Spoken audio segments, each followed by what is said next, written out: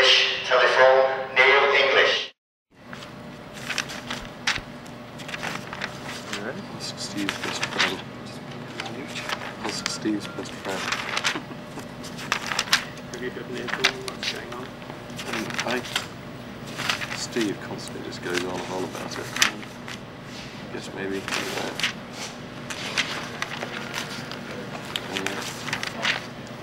some of these things that's just quite correctly communicating the way it ought to have been done. I was sort of thought through the bags and buses and stuff. Oh, thanks.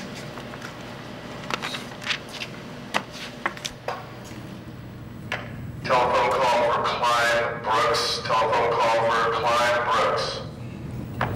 Okay, time to start. Okay, we'll talk about the tour first. First off, the question I'm sure a lot of people want to know is, what was the deciding factor that made you guys want to have Pink Floyd hit the road again after such a long period without touring as a band? It seemed like a good idea. We wanted to make a record. I mean, the usual thing we have done is when we make a record is that we do a tour. The last time that we made a record, we didn't tour because it was a pretty awful period of time for all of us. But we made a record. We thought, touring, yes, sounds like fun. Yeah, I think, it's actually a very long time since we've done any proper touring, because The Wall was such a sort of static show. It was untourable. And I think it was partly just being reminded of actually touring and playing live could be fun. It sort of generated that sense of, oh yeah, yes, we should do that. I did do it. I mean, I toured as solo in 1984, and I really had a great time. I mean, it was really good fun. Was there anything in the back of your minds maybe that said, once you started putting this all together and you knew that you wanted to do the big production as Pink Floyd is known for, that you sort of said, well, wait a minute, maybe we didn't quite have to do this? Did you ever think that once you sort of started getting going? No, I think you certainly sort of apply thought to the sort of show that you should put on and what would work well. But I think that's really where the sort of main interest lies, really, in putting on the sort of productions that enhance the music, and you tend to get drawn that way. I mean, it's what we've done for a long time, and what I think we feel we've got some expertise at. We like to do that stuff. You know, the point is that we can do that sort of, you know, we can do a smaller type show anytime we want. I can go and do them as a solo artist or anything. We can do the other types of show more purely based on music. Nick did a little tour of Germany last year, didn't you? Yeah.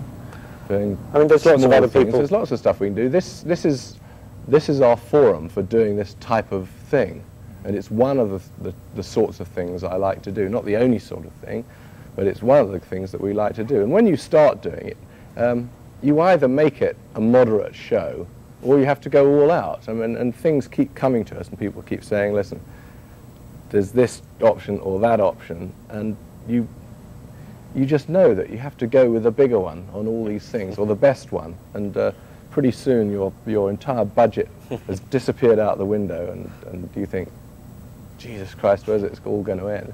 But you can't have half measures, you know. If you're going to do it big, you might as well make it big. How involved do you get in the planning of all the different effects and what will be there? Do people come to you and say, hey, we've got this brand new toy that we can use here or this, and you say, yeah, I like that one, I don't like that one? How does it work? It works like that, pretty much, yes. I mean, I think it does to some extent. It develops into that, but I think hopefully it starts from a slightly more organic base, which was, I mean, in this case it started from an initial stage design that encompassed various particular facilities that we wanted within it, and then you extend that out into something more and more elaborate. And we started quite a long time ago with getting a stage designer and taking on the lighting man, and from then on we started having general meetings about things, and he started showing us pictures, and after that the other process of people, I mean, I wrote up a list, Nick wrote up a list, of things that we wanted to use again that we'd used before, or new things that we wanted to have a go at, you know, have people have a look at. And, you know, you just put a spark into a few people's minds, and they all go away and they come back with lots of stuff. Some of it, you know, you go, oh, Jesus, no way, and throw it out. And other stuff you say, fantastic, and we try and incorporate it all in there. You certainly seem to give the fans their money worth. I mean, if they spend $20 on a ticket, they know they're going to get a show to remember and something, not just one effect. Is that also coming to your thinking, to make sure people really remember this? I think it's great if you can make people really remember it and have significant moments that people will remember for a long time. And I can't see the point in the long run in cutting corners. Yeah, there's not much point in, at our advanced age, in going out and doing sort of average shows. I mean, that's really, why bother? I think that the idea is to go out and do something that is special, that is a bit different. And in this day and age, right now, actually, it's comparatively recent that, that the big types of shows, people who go out on a grand scale, can actually make a profit, even though you spend an awful lot of money. I mean, we are absolutely spending a fortune on putting this thing together, and but we still are not anticipating making a loss on it. So from that point of view, it means we can feel quite good about giving people their money's worth. You know. Does that surprise you that maybe in days past, tours past, that if you had to do such a big production, it was definitely in the red, and now you can? Things have changed an awful lot in the past few years in terms of the revenues that come in on these things. The ticket prices obviously have gone up, but they haven't really gone up particularly in terms of inflation over years and years and years. But merchandising and stuff like that has gone up by about 1,000% of that the last 6 or 7 years, I think.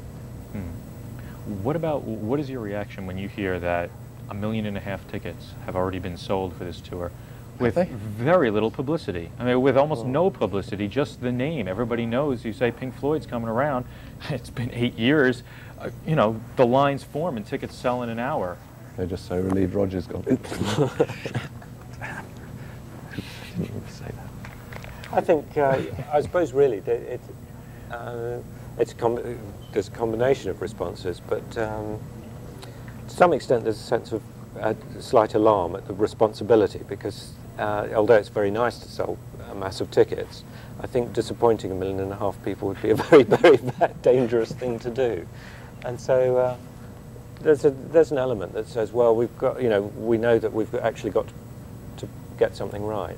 Yeah, puts a little pressure on, I guess. Yeah, but I think that's that tends to be the way that a band sort of produces better work anyway. That some sort of pressure is required, otherwise nothing ever quite moves to the point of getting done. What are your opinions on some of the other sort of theatrical major tours that are going around? You guys were one of the pioneers of the big show. I mean, Bowie's out there doing his version, and Madonna's got her little theatrical thing going in the stadiums. What are your opinions when you see some of those shows? Or have you seen any? I haven't seen many of them. I've seen, I saw about 20 minutes of Bowie's, but I was working. That's here in Toronto. I saw all the Bowie shows. I thought it was very good, actually. I thought, I mean, there's an enormous amount of room. Telephone for Rick Wyman. Telephone for Rick Wyman. Cut. I think there's an enormous amount of room for that sort of show to be put on. I mean, there are a few artists who really are capable of sort of holding the show in their own right and just being there and doing it. But there are a lot of other people with other skills, and Bowie's, I think, a very good example of someone who actually can utilise different elements and make up. I thought it was a very interesting show. I mean, I enjoyed it. I quite enjoyed the bit that I was there for, but I have seen a number of other shows in the past year that have really been a bit disappointing. I mean, they have not dealt with the scale of the places they're in at all, I don't think, and I think that's sort of disappointing.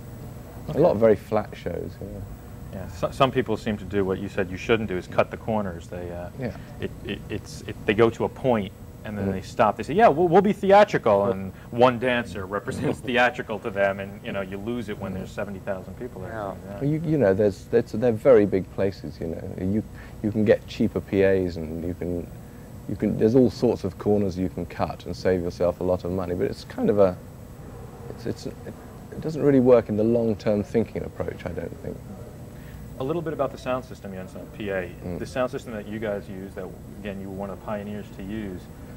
Tell me about that and how that plays in the show and the effectiveness of that. The sort of well, we don't have quadraphonic system you're talking about. Yeah. We used to have a company that we all bought a PA. We had a PA built, but we don't have that anymore. So we are actually have joined the run of the mill in terms of we are renting PAs, but. I mean, ours would have been way out of date anyway by now, so these things, you know, but the technology's moved on an awful lot. We're utilising sort of various odd parts of the mixing console to make the quadraphonic system work. Still functions like the old system. We got yes, tons. It's exactly the same as the sort of thing we were doing 15 years ago, really, in style. I mean, it is just a quad panning system, but I think it's quite a useful device I mean, apart from the fact that it can be amusing or interesting or whatever else, it certainly helps in large stadiums to create something that's quite difficult to create, which is a sense that everyone's there to see this show. I mean, the problem with the large to be in it, the large arenas is that it ends up almost like a rock festival, that people are there not really because the band's playing well, they're there because it's, oh wow, we're all here together to see the band sort of thing, and actually they're going to play frisbee most of the time out the back. It tends to be very one-dimensional, you know, most people are quite a long way away, the stage is way down there, this little box, and you can just about see what's going on.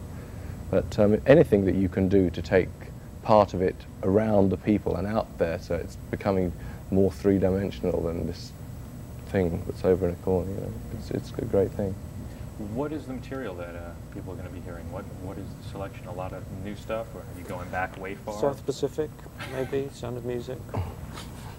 It's about half and half. Half and half new and old. How do you select of the old stuff with so many albums out? I mean, what is your selection process for what you're going to? Well, we wrote down all the titles from all the albums that there were, that we could think of, that we could remember, and we went down the list and put ticks and crosses against them in terms of our own personal taste, and we gradually came down to a list of things. We sort of had a vague priority on having things that myself or Rick or Nick had writing credits on and stuff like that, but nothing, we haven't issued ourselves any hard and fast rules or anything. It's really pieces that are either fun to play live or that work well live. I mean, and hopefully a sort of cross-section over some of the albums. On the new album, there's a lot of studio musicians, or a lot of guys who are very known for playing studio stuff. Jane, send. You have a telephone call. Jane, send. Telephone. Okay.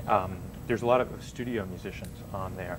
What was the reasoning behind gathering up those guys, and how did you come by those particular guys? Well, we actually have used the studio musicians many times before. We just haven't tended to write out the full credits before.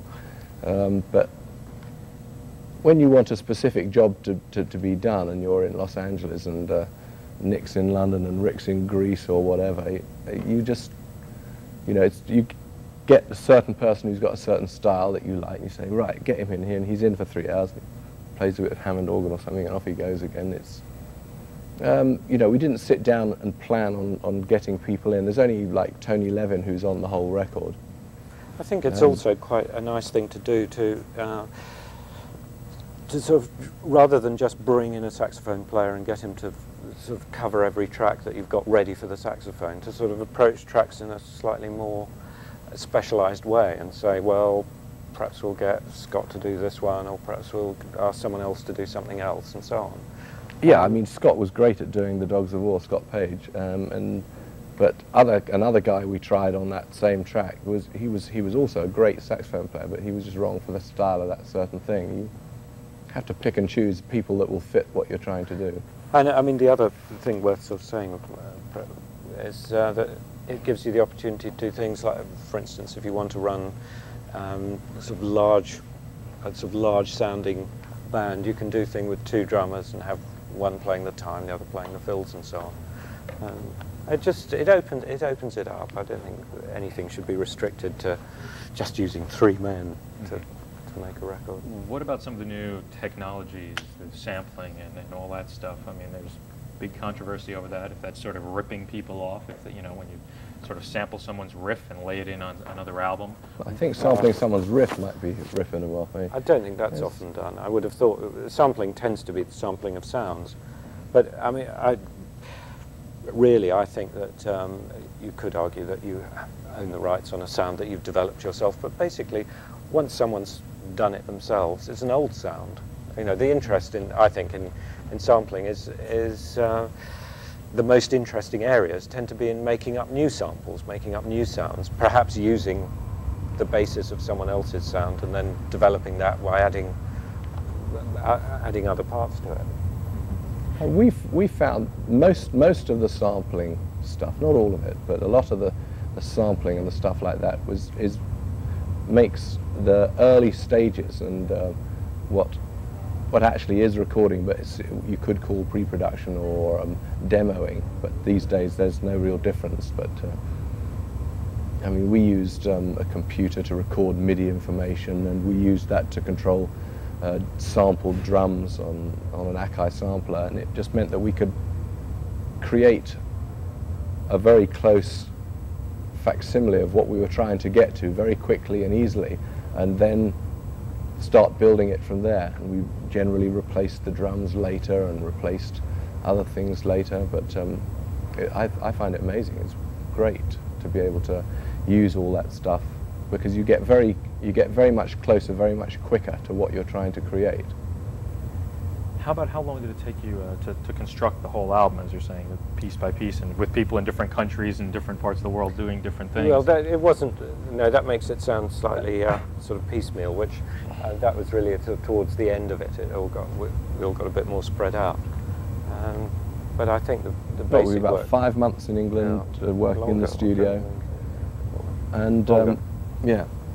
6 or 7 months in It England. was from last September till the end of March, I guess. Yeah, and then we went to LA, basically just to finish up. But of course, when you just go to finish something up, you suddenly discover you actually need to do quite a lot of it again, yeah, in the normal way. Is all the material new stuff, or is it stuff that some of it been sitting around for a couple of years here or there? Most of it is under 2 years old. One bit is actually 10 years old, but. Well, part of it was actually recorded 10 years ago. What are your writing habits, if you mind me asking? Are you the kind of person who goes for a deadline, you know you're going to do the album, so you sit down and write, or are you always sort of writing? And no, I stockpile millions and millions of little ideas, and when I'm going to start doing something, I tend to go by myself into a studio and start picking things out of these ghastly little demos, which usually last only about 10 seconds, and tie them together and make sort of improved studio demos, which still don't take very long. They're only sort of an hour or so to put together. But did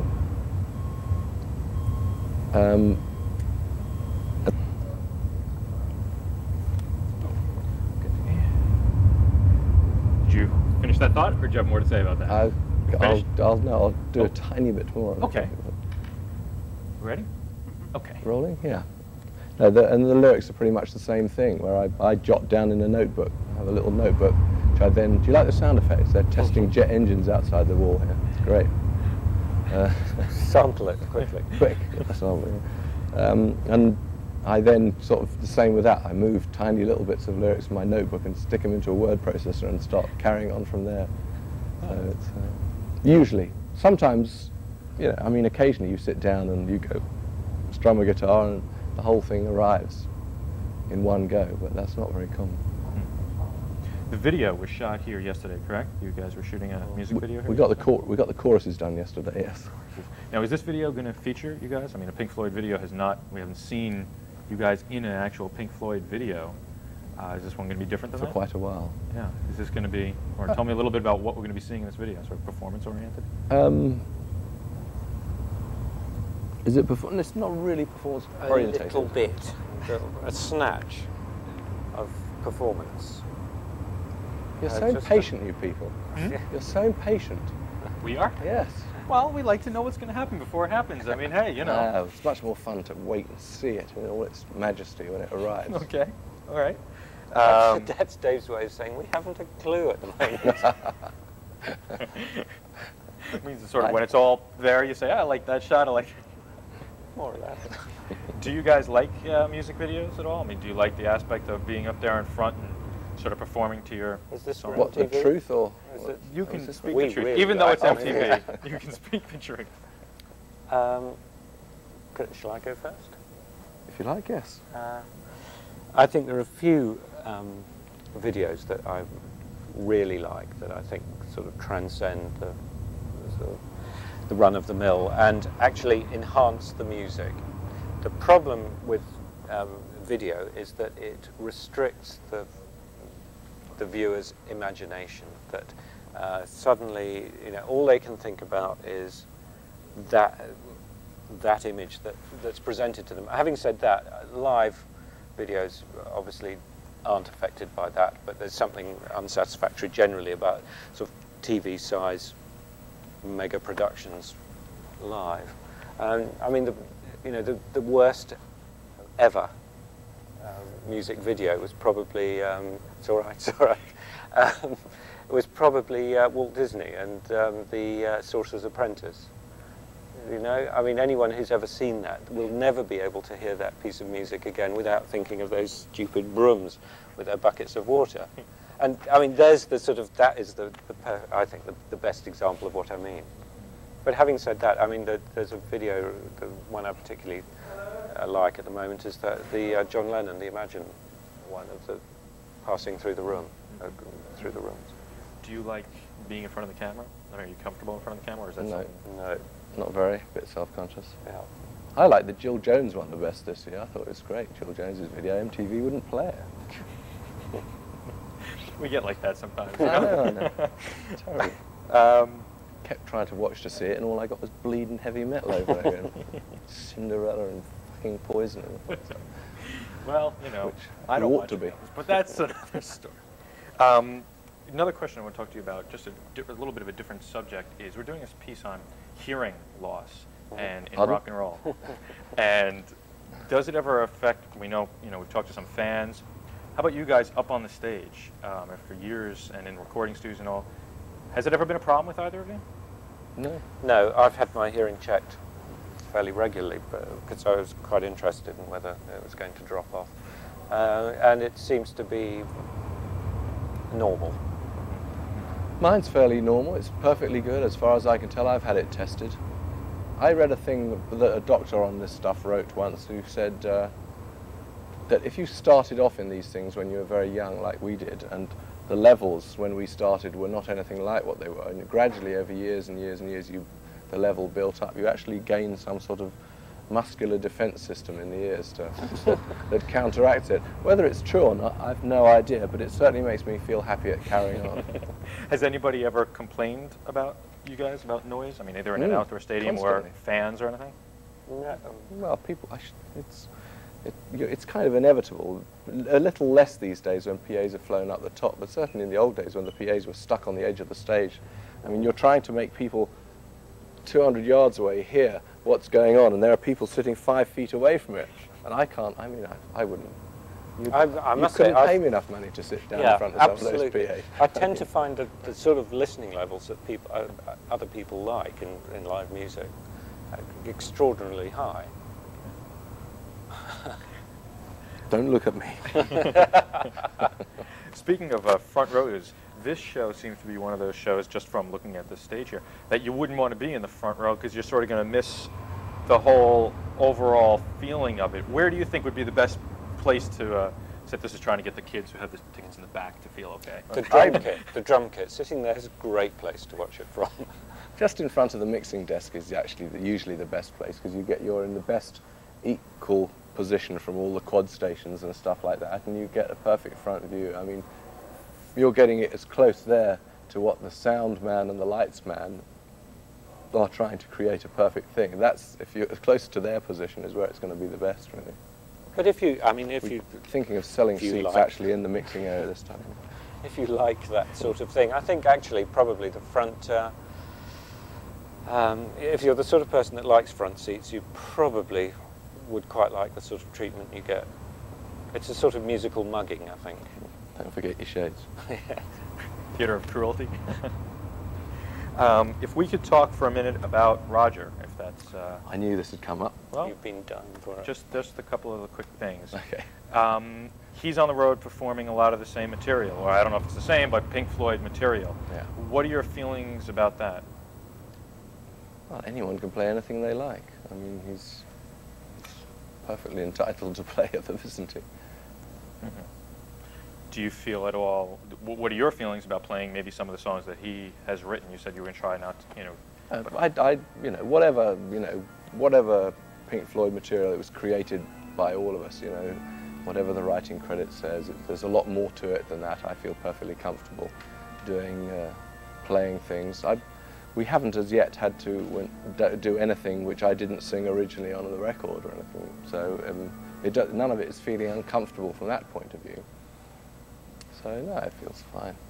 Now, fans seem to be responding overwhelmingly to your tour. He's just not doing that well. His album is sort of dropping off, and yet you're both performing Pink Floyd material. What do you see as any reason for that other than? Well, the reason is that we've all spent, well, he spent over 20 years, I spent nearly 20 years working on building up the Pink Floyd name. It's, I mean, if you liken it to basic crass sort of advertising, it's, you know, if someone left Coca-Cola and started up his own soft drink company with the same recipe, it wouldn't sell as many. It's just, you know, it's very simple. Do you ever think you will ever not get back with him, but will be a reconciliation? Are you at all friendly with him? Is there a big gap between you guys and him? We're not at all friendly, really, at the moment. I mean, it's very difficult to remain on good terms when someone's trying to completely fuck you up, you know. Put bluntly. I can understand that. Put that in another way. How should I put this another way? When someone's trying to screw your life and career up, it's hard to stay friendly on that. Okay. Comments on Dark Side of the Moon. 693 weeks now on the Billboard chart. Yeah. Nothing will ever pass that, and it'll probably never drop out. What are your feelings about the album today, if you ever go back and listen to it? It's a good record, very good. I mean, like I've said countless times, I've never really fully understood what made it that much better, or if it is that much better than a number of other records which were quite sort of momentous in my life or other people's lives. You know? And Sgt. Pepper is what people talk about as the sort of the be-all and end-all of albums, but that hasn't been on the charts for centuries. Yeah. Do you feel now that it's just one of those things that's just going to perpetuate itself, that people are always going to say, we have to keep it up there? It's one of those things that people like to see going? I don't think people go in the stores and buy it because they think they've got to keep it in the Billboard charts. No? It's a wonderful idea. I mean, that people feel obliged to keep this damn ball in the air. Just write to my mum and tell her to stop wasting her money. Do you think that was one of the highlights, or is that the highlight of Pink Floyd so far because of that? Or there's many different ones. I think I prefer Wish You Were Here to that myself. You know, I must say, I think one of the things that's we've been very lucky with as far as Dark Side of the Moon is concerned is that it doesn't seem to have inhibited us being able to carry on and bash out other records. I mean, one tends to sort of think of people like Procol Harum and Whiter Shade of Pale, where that really hung around their neck like a millstone for an awful long time. It was a good band, they've made other records and so on, but that really was the reference point the whole time. I mean, although Dark Side is still on the charts, we don't actually seem to be that I mean, bothered. I wasn't meaning by ourselves, but people are interested in the phenomena, but they don't say, oh, well, they've never made a record as good as that since, because in a way it's perhaps, I think some of Dark Side of the Moon is historically interesting rather than, you know, totally current. Speaking of the current groups, who do you sort of look to and when you're listening to stuff, say, well, there's a group that I could see lasting for 20 years, like so many of the bands of your time when you guys started have lasted for a long time.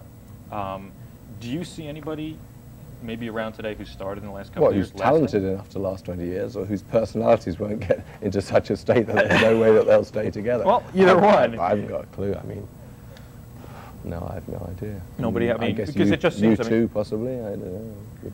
it just seems looking at it that there were a number of bands who were starting up in the late 60s that the mix of the talent and the personalities that were able to keep them fresh for a long time. And, you know, do you see anything like that happening now? I think Dave's right. You can't really...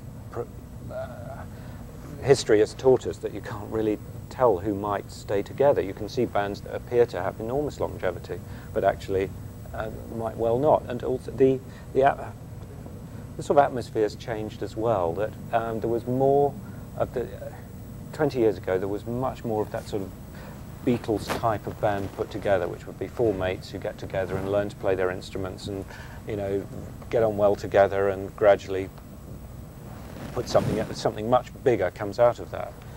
Whereas now, I think it's become more specialised. Which is how you two specialised. started, pretty much, though, isn't it? And they Probably. I haven't. start that sort of same way, I believe. But there's more of a tendency these days to have experts. I mean, people are much more musically competent much earlier, and more likely to be, you know, making records on that sort of basis. That tends not to lead to long-lasting bands. If you follow that. Okay, okay. Question about, let me just see where we were. Anyway, who gives a shit? I mean, nothing. Fans' response to you personally, when you were up there on the stage, and I guess, well, this will be the first time out for a while, but you toured in '84. What do you think the fans' reaction is going to be? You're going to have a lot of 15, 16-year-old girls out there screaming for you? Is that sort of set you back a little bit when you see that happening? We haven't had that in 20 years. I can't see why it should start now. Well, a lot of people now are getting a lot of young audiences, a lot of young. Yeah, but I mean, we don't. Come on, that's nonsense. Actually, hang on, let's not let that. There are a lot of youngish people buying our tickets, I am told. But not screaming But I don't 15-year-old girls. think We're not in competition with John Bon Jovi. You know, we know that. It's, I mean, it's the nonsense. Okay, okay.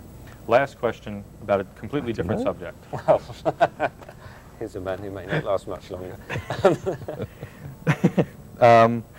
About high school days. We're just doing a thing. School's starting up again for the kids. Remember?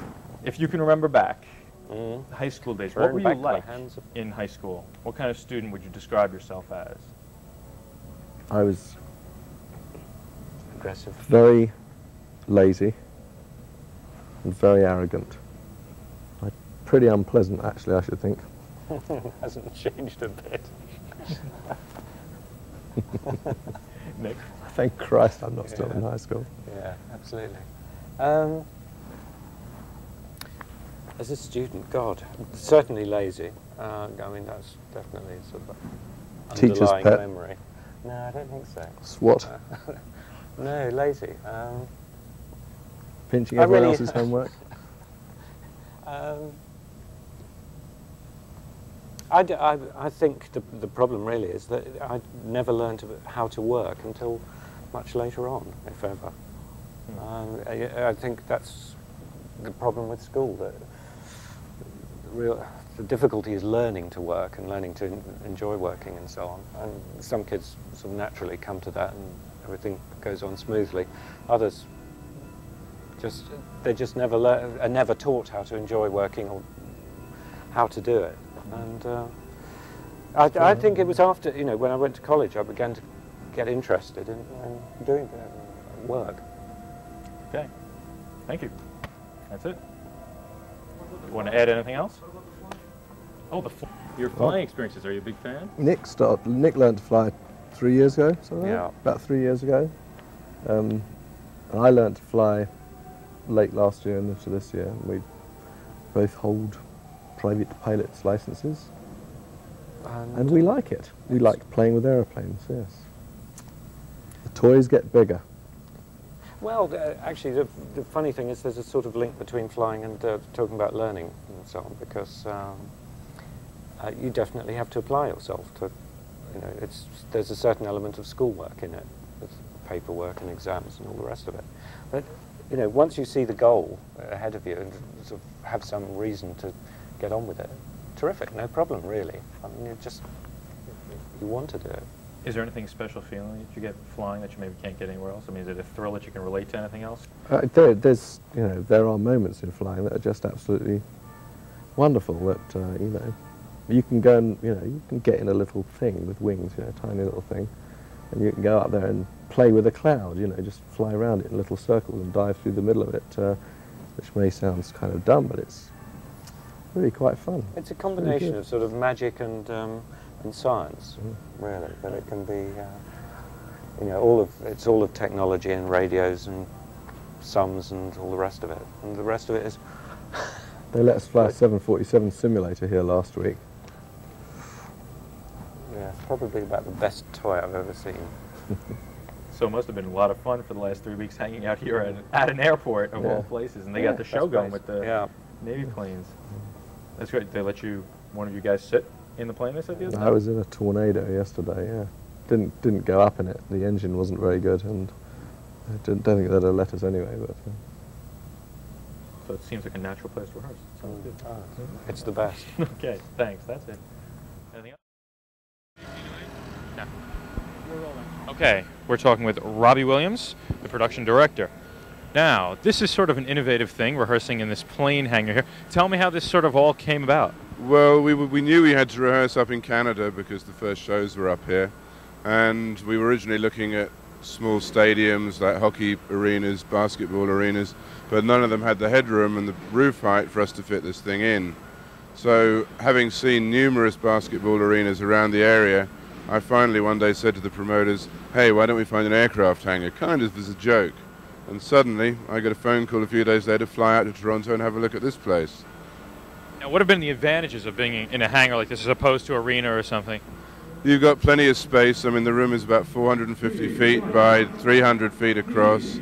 You've got the height. You can put everything up, spread it out. There are no seats in the way. There's no, I mean, it's cheaper than to hire a whole facility because we just rented the empty building. You can hang as much as you like out of the roof. It's ideal. It's the best place I've ever rehearsed in. I guess it's going to start a trend among people, going to be searching down hangars all over the place? Yeah, I think we may be the first and last band to rehearse in this particular one. Apparently some of the people in the airport weren't too keen on having us here in the first place, thinking that rock and roll and airport security doesn't mix. But we've been here 6 weeks, there hasn't been any incidents, so yeah, we've enjoyed being here. Now with the first single being Learning to Fly, sort of fits in pretty well. I see all those heavy metal artillery going on by outside. I think that's a pure coincidence. We didn't know the air show was coming to town until we'd already got here. And tell me a little bit about what we're going to be seeing on the show. When your fan comes to see a Pink Floyd show, it's been 8 years since the last one, but they expect something special, a little bit beyond their normal rock show. What do you got in store for them this time? Well, the thing is with Pink Floyd, it's not the individual members of the band that the public come to see. It's the whole experience. So what we've tried to do is create a stage and a stage surround that is of sufficient scale that you just sit back and look at the whole thing and it's, huge. We've got a lot of new technology, more computers in here than I've ever seen before in my life and probably ever want to see again. And I think it'll be a very impressive show. What are some of your favorite effects that are going to be going on? I mean, are some of the lasers or the huge mirrored ball we see? It's the combination of all the things. We've got about 10 different sort of contractors in here, from lasers and moving lights. There's fairy lights, and a French company called Telescans have supplied their lights. There's the 35mm projector that we've used for years. There's a custom-built stage that we had specially fabricated, which has very exciting lighting effects in it. And the combination of the whole lot, when they all synchronize together, is just amazing. Now, this seems to me to be one of those shows that the front row seat may not be the best seat in the house. You may want to be a little farther back. I think that's right. I mean, always we try and focus and reckon the best seat in the house is where the front of house mixing console is, because then you're right in the middle of the quad sound. You're far enough back to be able to get the scale of the whole thing. But there are kids who like to get down in the front row and, see the band. Here, our stage is quite high, so they may get a crick in the neck by the end of the evening, but... Tell me a little bit about the quad sound and what sort of effect you kind of get out of that that's different than a normal concert sound. It's a system that only the Floyd really used, and they pioneered it about 20 years ago, where we have the normal stereo PA by the stage, and then 3 systems out in the house, one directly at the rear, and one on either side.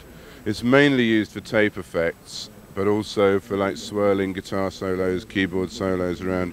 Once again, it just helps us turn like a stadium, which is normally huge, fairly impersonal places, and you can actually wrap the sound around the audience, so it creates a good effect. So is everything sort of working out the way you had planned when you sat down to sort of on the drawing board to put this all together? It's starting to now, yeah. I mean, we've been here 6 weeks, the band have been with us for 3 weeks. It's, yeah, we've had some horrible nights, we've had some couple of horrible weeks, but now it's coming together, and today's the last day, and last night we had a real good rehearsal, so yeah, we feel good about it. Thanks a lot. That's perfect. All All right. Thanks a lot. Thank you. And we're rolling. We're right. We're talking with Morris Lyda, the production manager here. Now, Morris, tell me a little bit about the flexibility of the stage. I know it's designed to go indoors, outdoors. It can play both sites so that when you're doing stadiums, no problem to go from one to the other. Right. Tell me a little bit about the flexibility. Most stages can usually only do one or the other. What makes this stage be able to go from outside to inside and back and forth? Well, it's nothing terribly magic. We just built a stage and that will work indoors, and then we build the outdoor stage so it duplicates the indoor situation as much as possible with a great expanse of lower level decking.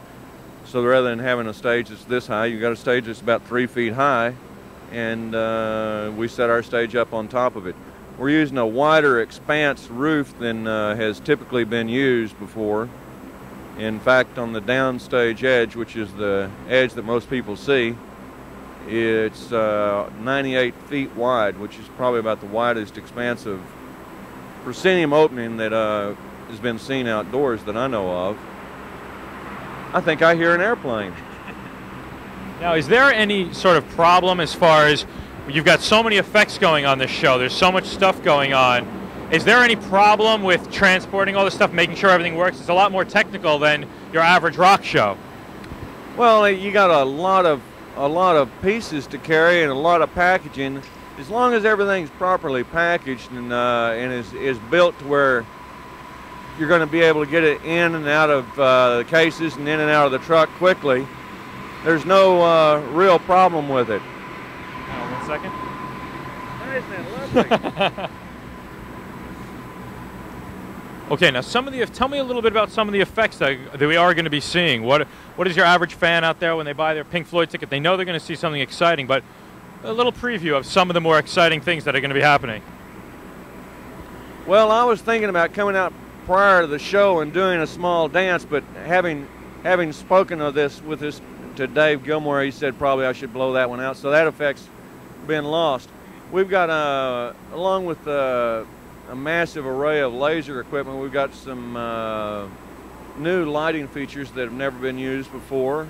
We've got, the lighting system is everybody's seen lighting systems that go up and down. Well, ours goes up and down and it goes sideways too, so it adds another dimension to lighting. And we're using 2 different kind of computer-controlled moving lamps, both Very Lights and Telescans. Telescan's a company out of France, not used a whole lot in the United States, so it's a new instrument for a lot of the people. We got a vast array of props that move in and out of the show. Most of them are lighting oriented. Plus we have some pyro displays that should be rather dramatic as well. Adding all that together, we've got a few items that fly through the audience, move through the audience, and I don't know. I don't want to give up.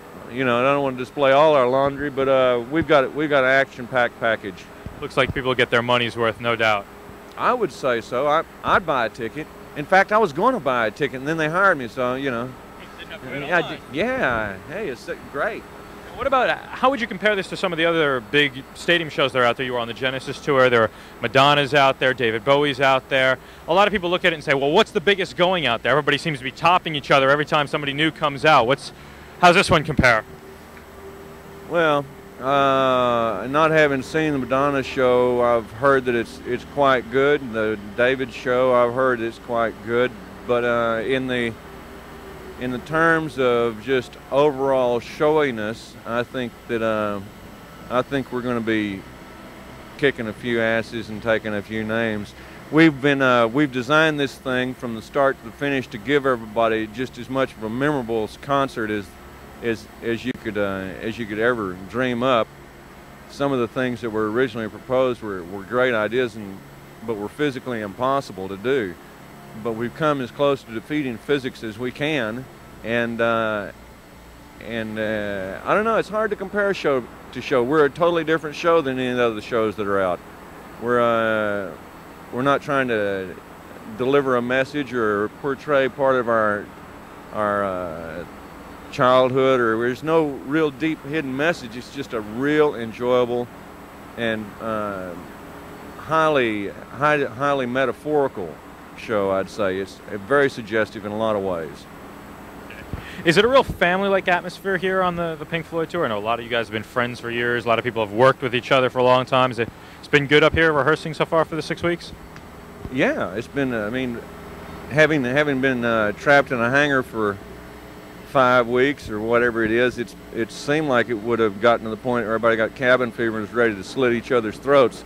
But such has not been the case. We're putting together a team, and we've been having to do so much fabrication and refabrication and modify this and package this and honing everything down to the minutest detail of setup and erection time that we've got a real team that's pulling together. And although you'll notice most of them have bags under their eyes, they all seem to be rather happy.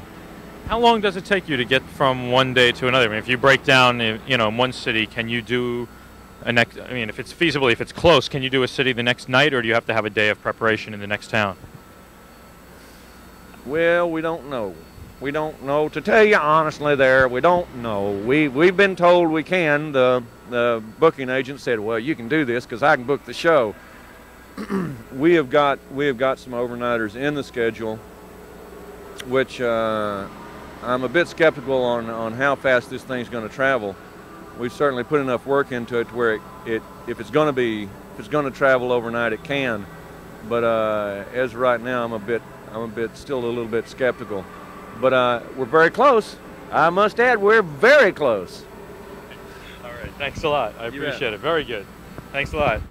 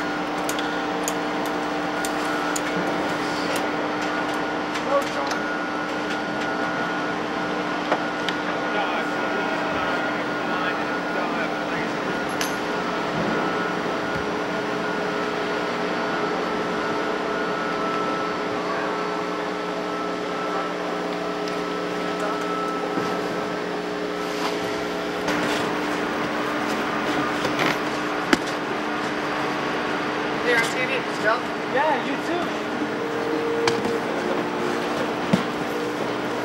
What's this for, the news? On news.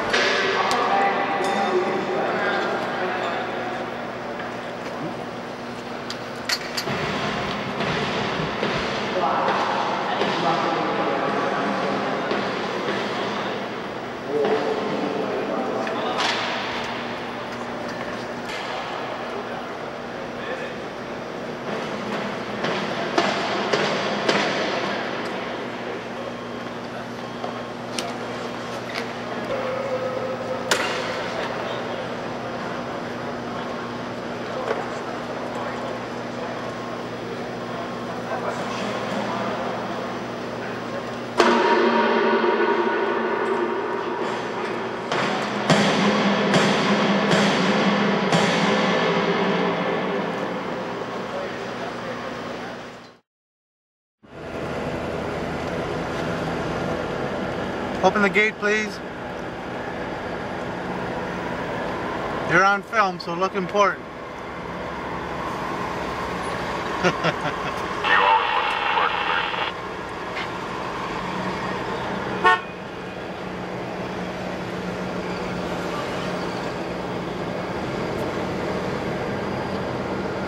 Doug McTaggart.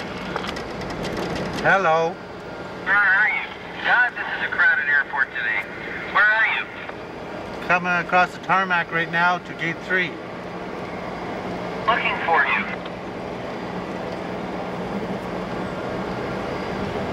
I can see you out in the parking lot now. Steve O'Mara's back.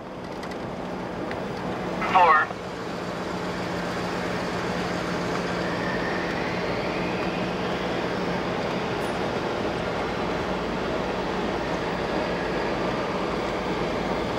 Doug, I didn't realize you were being filmed.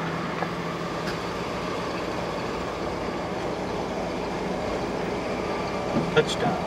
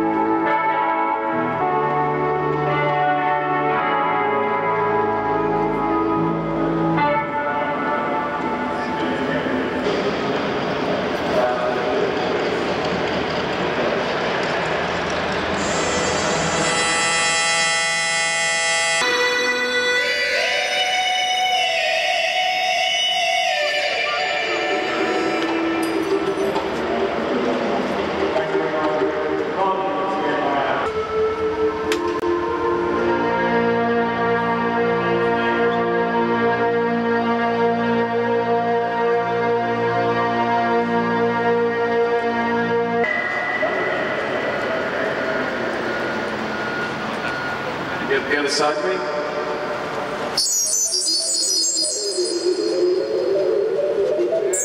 Same thing? 17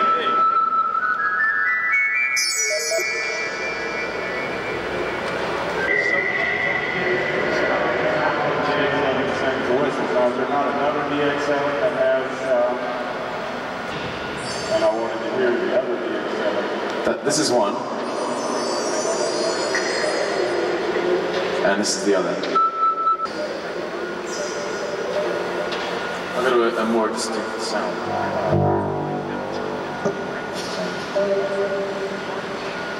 Okay, good. That's done. 3, 4, 1, 2. No more turning away.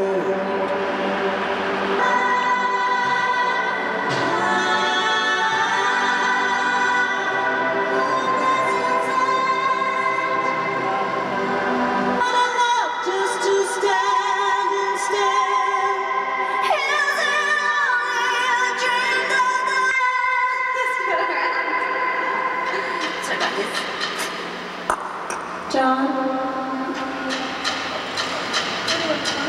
1, 2. No more turning away.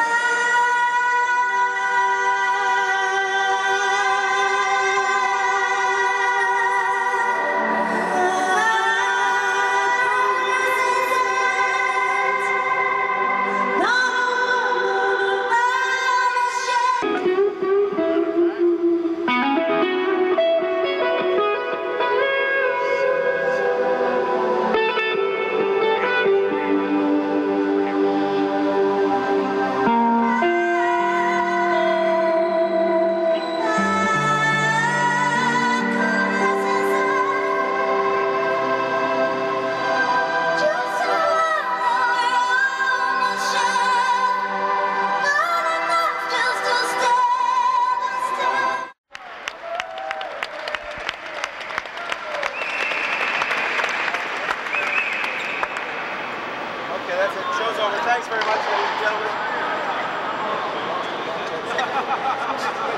We stopped eating.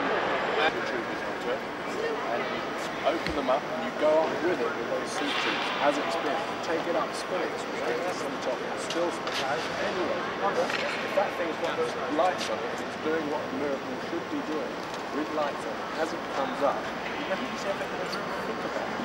Okay, if you think the master's a problem, the other one, make the master with some small flashes of glass, just flashing lights.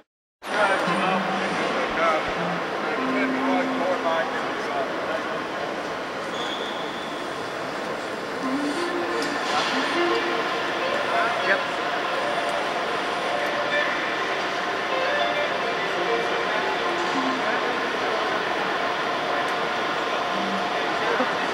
When did they pop the pit?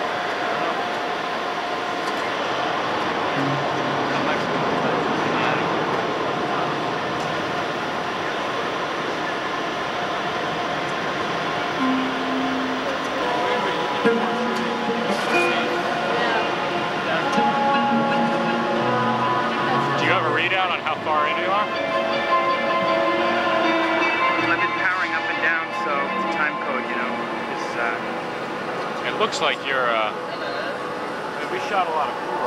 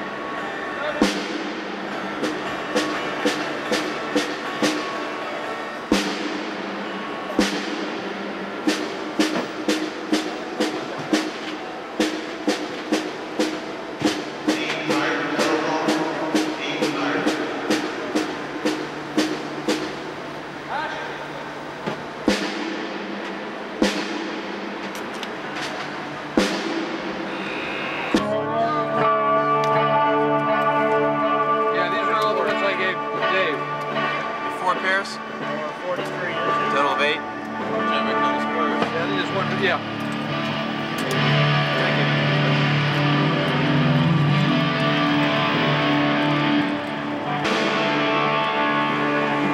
This is real important.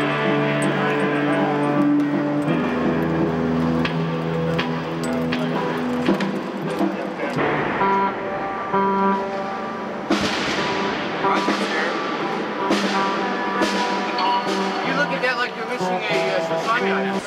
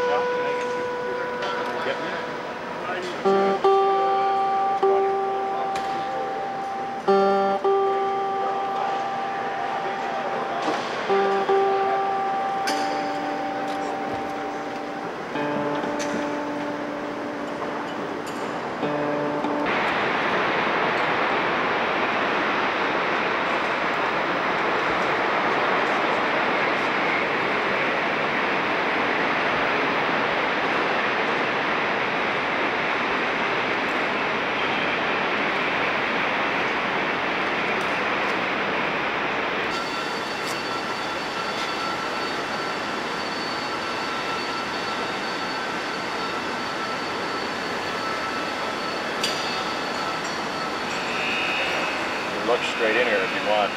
That's dirty.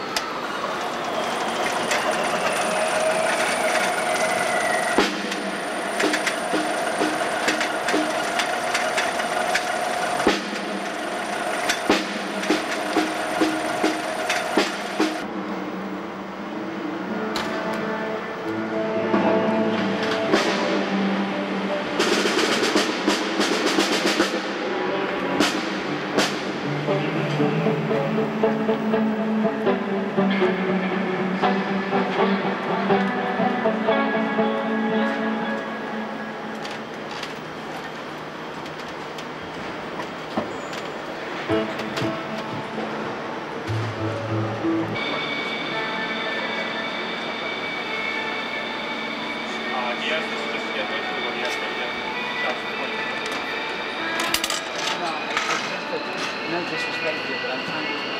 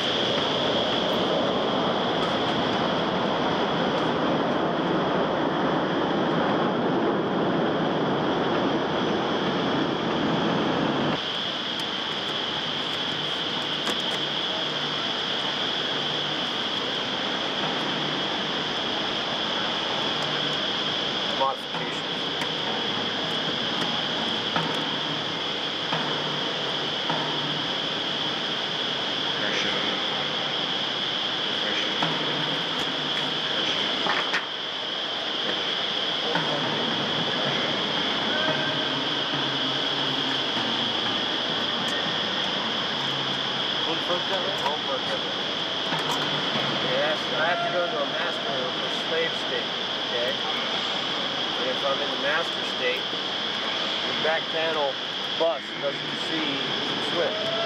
Oh. So when I go to slave, I can operate it remotely, but none of these will work. You need a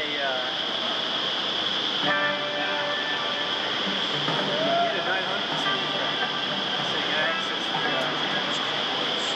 Oh! Step on a foot pad, close the circuit, relay circuit, turns the mic on.